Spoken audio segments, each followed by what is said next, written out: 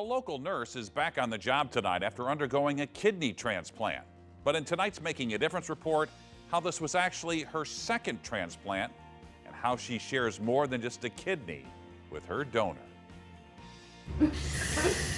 So dark chocolate cocoa gonna be good for you? Some people are the pillars of our life. Yes. Always there when you need someone to lean on. I might go for this dark magic. That sums up the relationship between Erin DeCarlo and her cousin Danielle Tydor. I just love her so much. How little he is. Erin still remembers the day Danielle came home from the hospital. You know, it's one of my favorites. And all the other days when she had to go back there. When Danielle was just 11, because of complications from her type 1 diabetes, she needed a kidney transplant.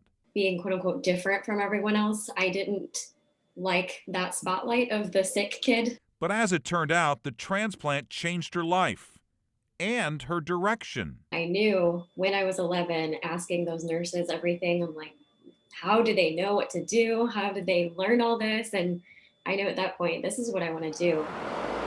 As a little girl, Danielle spent many nights as a patient at SSM Cardinal Glennon Children's Hospital. And that's where you can find her today. Ugh. As a nurse, caring for other children in the neonatal intensive care unit. To have the experiences that she had and be able to share those with other people and care for other people the way she's been cared for, I thought it was perfect. It's just getting used to the medicines. But transplanted kidneys have expiration dates.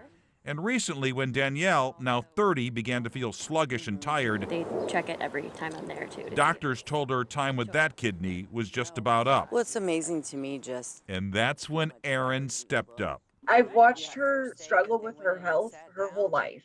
And if I can do something to give her just this much of feeling better, I want to do that for her. I know.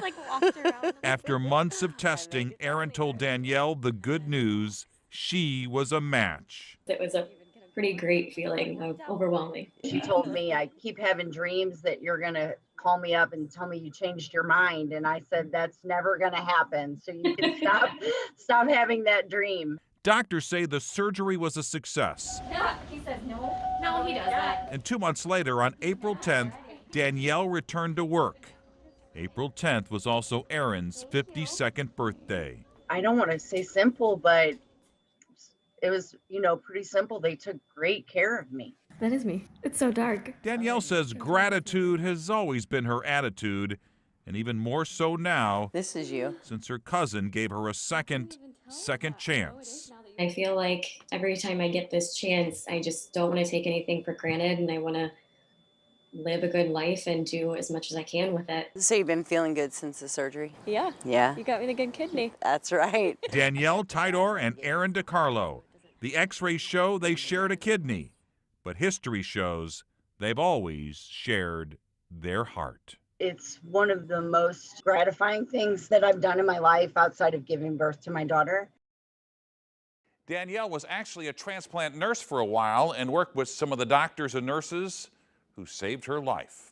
A reminder, we're always looking for inspiring people, heartwarming stories, and people making a difference. If you know a good story, let me know at mbush@ksdk.com.